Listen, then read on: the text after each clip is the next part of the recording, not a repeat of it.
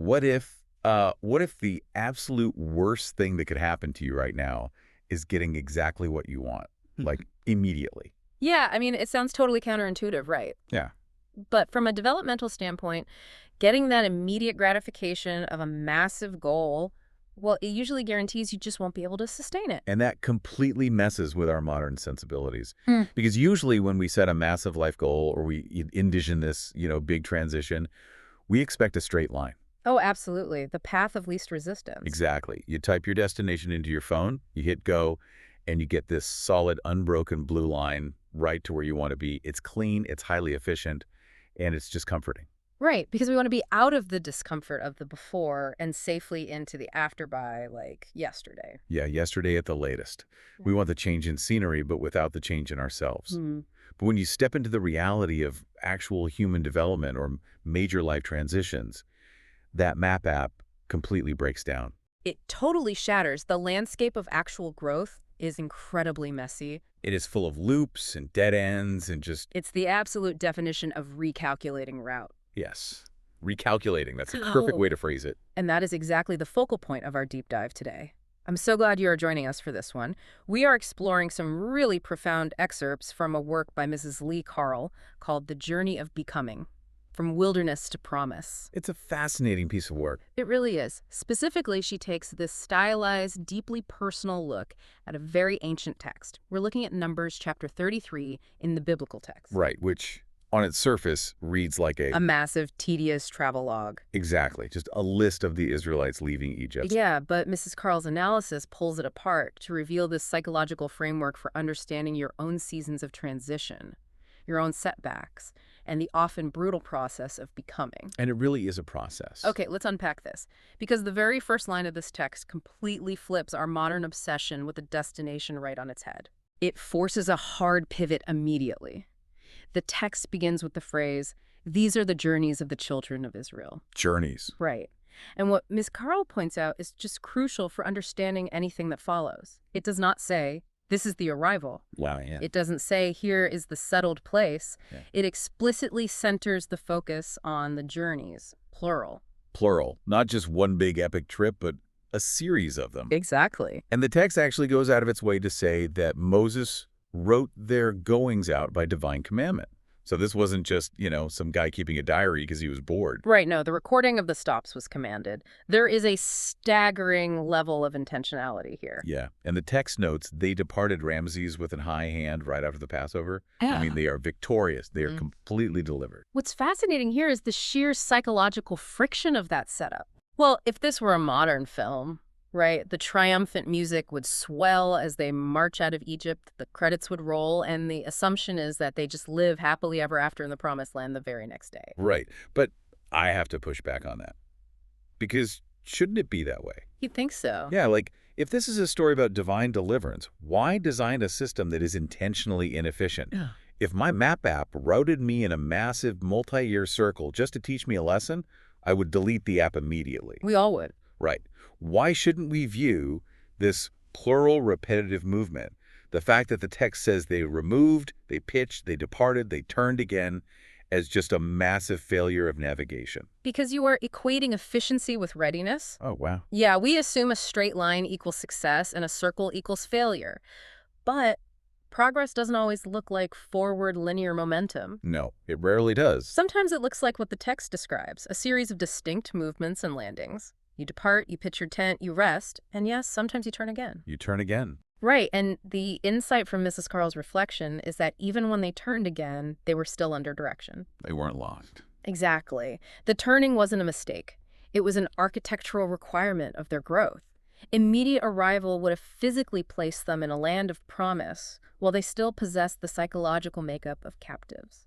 It's like thinking graduation day is the whole story, right? Yeah. Huh. But the real story is the late-night study sessions, the detours, and the failed quizzes along the way. That's a perfect analogy. You can't just skip to the diploma. Okay, so the inefficiency is actually like a quarantine period. It's forcing them to shed the old identity before they can inhabit the new one. Precisely. It's a structural dismantling.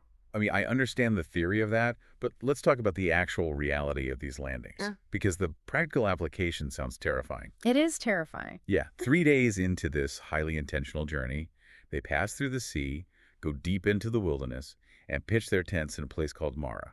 Mm-hmm. And Mara is explicitly identified in the text as the bitter place. Think about the physical and cognitive toll of that specific sequence. You've been walking in a desert for 3 days. Your adrenaline from the escape has completely crashed. You're exhausted. You are desperately dehydrated. You finally see water on the horizon. You run to it. You cup it in your hands, and you can't drink it because it's bitter. Oh, that is brutal. It is the ultimate psychological bait and switch right on the heels of a massive victory. It feels incredibly jarring to go straight from a bitter place like Mara to an oasis like Elim in the exact same journey, because the text doesn't let them stay there, right? No, it doesn't. It says they immediately removed from Mara and came to Elim. And Elim is described as this place of sheer, absurd abundance. It has 12 fountains of water and 70 palm trees. A complete contrast. It's a literal oasis. So do these immediate contrasts suggest that fullness and dryness aren't separate paths, but just different days on the same continuous road? Like, why put an oasis right next to a bitter spring? Well, why not just give them moderate, consistent water the whole time, right? Exactly. That would be so much easier. Because moderate, consistent water allows you to maintain the illusion that you are in control of your own survival. Oh. Yeah, if they simply had a moderate supply, they would begin to rely on the predictability of the landscape. But the proximity of Mar and Elim in the text is a deliberate rewiring of their scarcity mindset. How so? Yeah. Like, how does that rewire them? Experiencing both extremes back-to-back in a single sequence teaches you that provision is a constant through line, regardless of the immediate landscape. Okay, I see. If you only ever experience Elim, you become deeply complacent. You think abundance is your natural right. You get entitled. Exactly. But if you only experience Mara, the bitter place, you fall into absolute despair and paralysis. Right. But moving rapidly from bitterness to overwhelming abundance, it forces the brain to realize that the environment does not dictate your survival. Ah, so when you are in a dry season or a bitter season, the oasis isn't some alternate reality you have to go hunt down. It's literally just the next stop on the itinerary. The landscape changes, but the unseen guidance does not. Bitterness and abundance are inextricably linked in the process of becoming. Rewiring a scarcity mindset sounds great in theory. But I feel like eventually the sheer volume of these extreme stops has to wear you down. Oh, it's exhausting. Because the source text gives us this exhaustive, almost numbing record of the stops. I mean, they go from the wilderness of Sin to Dofka to Aluj to Rephidim. And at Rephidim, the text explicitly notes there was no water. Right. Then to Sinai, Ibrethatava, Hazeroth, Rithma, Remen Perez, Libna, Rissa, and on and on. Reading it out loud forces you to confront the sheer fatigue of the journey. It really does. It feels like grit in your teeth just reading it. And the realization, as Carl Tees draws, is that the author didn't skip over any of it. No, every stop is there. It was recorded. Yeah. And if it's recorded, it means nothing is wasted. Every stop had a purpose. But here's where it gets really interesting. I want to zero in on Rephidim and Mount Hor. Okay, let's look at those. So Rephidim had literally zero water. Yeah. Not bitter water. Yeah. No water. Huh. And Mount Hor is where Aaron, who is Moses' own brother and a major leader, actually dies. A massive loss. Right. So if they're supposedly under perfect divine direction, why lead them to a place with zero resources? And how do we reconcile the idea of being guided with the very real painful consequences and loss of Aaron dying in the middle of it? If we connect this to the bigger picture, we have to dismantle the very modern myth that divinely guided or purposeful means pain-free. Yeah, we really do think that. We have this superficial interpretation that if something is meant to be, it will flow easily. The path of least resistance again. Exactly. But recording every single granular, unpronounceable stop serves as a psychological anchoring tool. Anchoring tool. Yeah. When you track the tedious, painful moments, you prevent the brain from creating an idealized false memory of the past. It validates the difficult stages. Oh, that makes sense. It proves that severe discomfort, resource depletion like at Rephidim, and even the devastating loss of leadership at Mount Hor, all of that, is part of the curriculum of moving forward. But doesn't that just feel like aimless wandering? I mean, if I'm losing people and I have no water, my brain is screaming that I am lost. And that is the crucial distinction the text makes between wandering and progressing. Oh, you break that down for me. The difference isn't about how comfortable you are or how many resources you currently possess. Wandering is movement fueled by avoidance. It's moving without submission to the process. Right. Progressing is remaining under direction even when a stage feels utterly devoid of purpose or devoid of water. Progressing is submitting to the curriculum even when that curriculum involves burying a loved one at Mount Hor. Wow. That is heavy. But honestly, it's also incredibly validating. It is. Because for anyone listening right now who feels like they are in a no-water stage or a stage of profound loss, your instinct is probably to assume you've fallen off the map. You think you did something wrong. Exactly. But this text argues you aren't off the path. You might just be at Rephidim, and it's on the itinerary for a reason. And the reason is always, without exception, preparation for the destination, which the text eventually brings us to. Right. Let's look at the climax of this entire trek. All those difficult stops, the bitter water, the profound losses, they do eventually lead to a destination. But they finally get there. Yeah, after decades, they finally arrive at the threshold of the promise. They pitch their tents in the plains of Moab by Jordan, right near Jericho. The physical threshold, I mean, they can stand there and literally see the destination they have been bleeding for. The relief must have been just intoxicating. Mm. But here's the friction. God doesn't just say, welcome home, drop your bags. No, not at all. He brings them to the place of the miraculous, but then drops this incredibly intense, strict instruction. Right. He tells them that when they pass over the Jordan, they must drive out the inhabitants, destroy all their images, and completely pluck down their high places. It's a massive undertaking. And it comes with a severe warning. The text says if you do not drive them out, those things will become pricks in your eyes and thorns in your sides. Mm-hmm. So what does this all mean? It's like moving into a pristine, brand new house.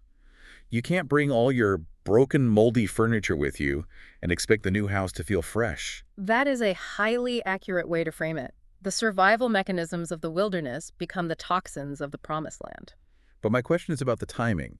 Why does the text emphasize that this intense instruction for clearing things out comes after they reach the threshold rather than at the very beginning when they left Ramesses? Because at Ramesses, they lacked the capacity. Oh, interesting. When you are just trying to survive an immediate exit from bondage, you don't have the bandwidth for nuanced internal excavation. You're just in fight or flight. Exactly. You are just running.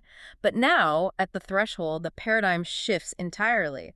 The concept Ms. Carl unpacks here is profound. You have to be clean enough to stay there. Okay, I need you to unpack that. Clean enough to stay there. You cannot bring an old bondage into a new promise and expect the promise to remain pristine. Stepping into a new level of provision or a new chapter of life, it requires an active, intentional clearing out on the part of the individual. At the beginning of the journey, the deliverance was done for them. They just walked out. God parted the sea, they just walk through. Exactly.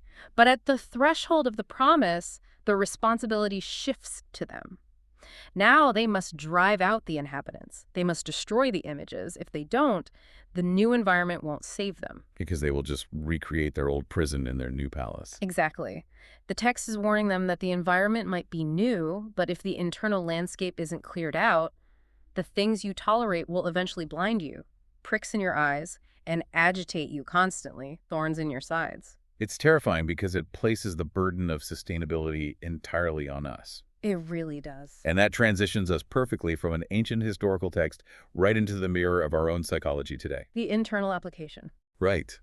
This ancient command to drive out inhabitants and pluck down high places isn't just about ancient altars on a hill.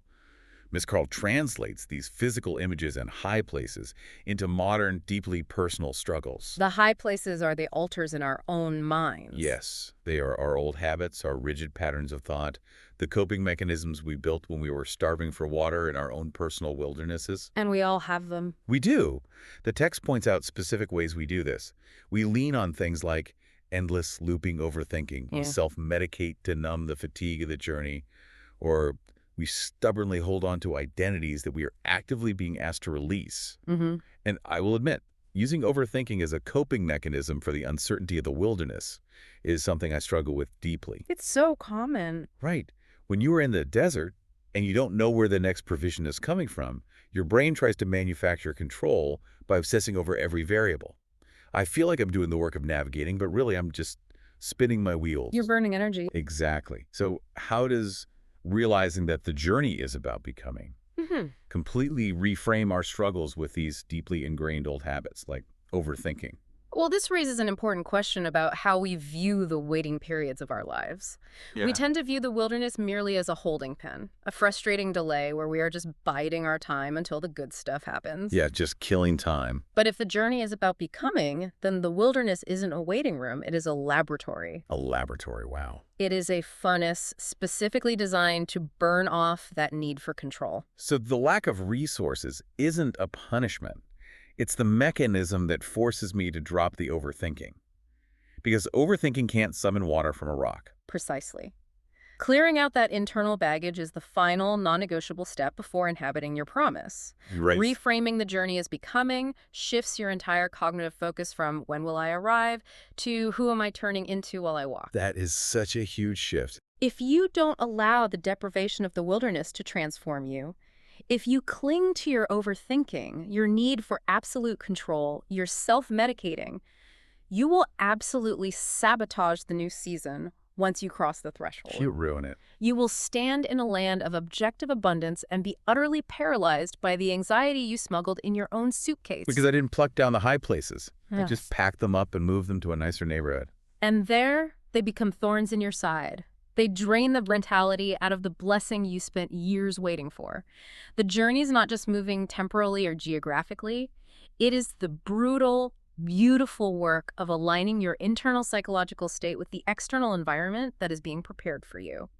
That changes the way I view every delay I've ever experienced. It means the frustrating, parched, seemingly pointless parts of the process aren't administrative errors in my life plan. No, they are not. They're the curriculum. They are the curriculum of becoming. So let's pull all these threads together. We started with this idea of a highly efficient straight blue line on a map app, and the text of Numbers 33 has completely dismantled it. Completely. Through Mrs. Lee Carl's reflection, we've seen that we have to fundamentally value the plural journeys, the movements, the deliberate landings, the repetitive turning again over the destination itself. Because the destination means nothing if you aren't ready for it. Exactly. We have to find purpose in the bitter waters of Mara and the dry realities of Rephidim, knowing that stripping away our complacencies is required to rewire our scarcity mindset. And most importantly, when we finally reach the border of what we've been asking for, we have to do the heavy, intentional work of clearing out our old coping mechanisms, so we don't drag our old bondage into our new promises. It is a radical shift in perspective. It removes the victimhood of feeling delayed and replaces it with immense personal responsibility. It really does. So to you listening right now, take a hard look at the itinerary of your own life. Even if your current season feels like endless wandering or a place with absolutely no water, remember that your stops are being recorded. They matter. Your fatigue is not invisible. Every single stop is a purposeful, vital part of your unique process of becoming. And as you reflect on that process, consider this. If every dry and bitter stop in your past was purposefully recorded to prepare you for your own plains of Moab, what images or high places, what specific old habits, anxieties, or coping mechanisms are you currently holding on to that might become thorns in your side if you cross the threshold into your next chapter today?